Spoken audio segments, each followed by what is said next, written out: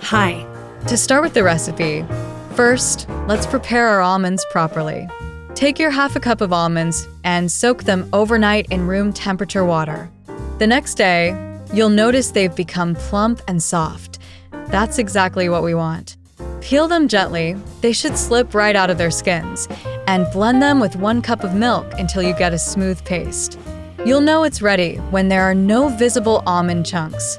By the way, since many of you ask about this blender that I use, after trying several, I found one that really makes a difference. I'll leave a link in the video description in case you're interested. Now, we need to strain our blended almond mixture to get that silky smooth almond milk. You can use a fine mesh strainer, or if you don't have one, a clean cotton cloth will work perfectly. Press gently with a spoon to extract all the liquid.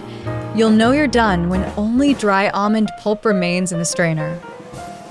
Here's a crucial step that will ensure a smooth final product.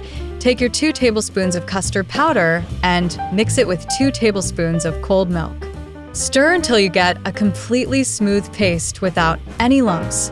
This is important because mixing custard powder directly into hot milk can create stubborn lumps that are hard to remove. Let's move on to heating our milk. Pour the remaining milk into a pot over medium heat.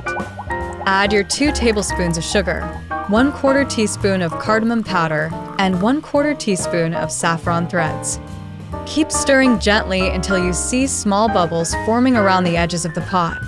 That's your signal that the milk is hot enough. Time to add our custard mixture. This is where attention to detail matters. Pour the custard paste into the hot milk in a steady stream while whisking continuously. You'll know you're doing it right when the mixture starts to thicken without any lumps forming. Keep whisking. It's your best defense against lumps.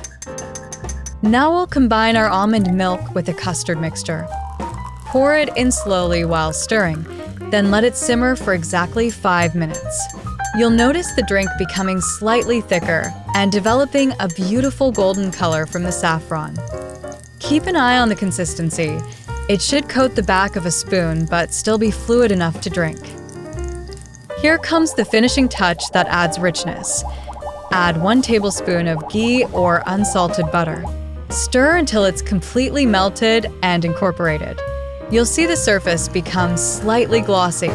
That's exactly what we want for that perfect traditional finish. Finally, your Badam milk is ready to serve. You can enjoy it warm right away, or if you prefer, let it cool and serve it chilled. If serving cold, feel free to add ice cubes, but remember that they will dilute the drink slightly. The perfect Badam milk should have a rich, creamy texture and a beautiful golden color. And that's how you make this delicious recipe. If you enjoyed it, don't forget to subscribe to the channel for more recipes like this one. Bye.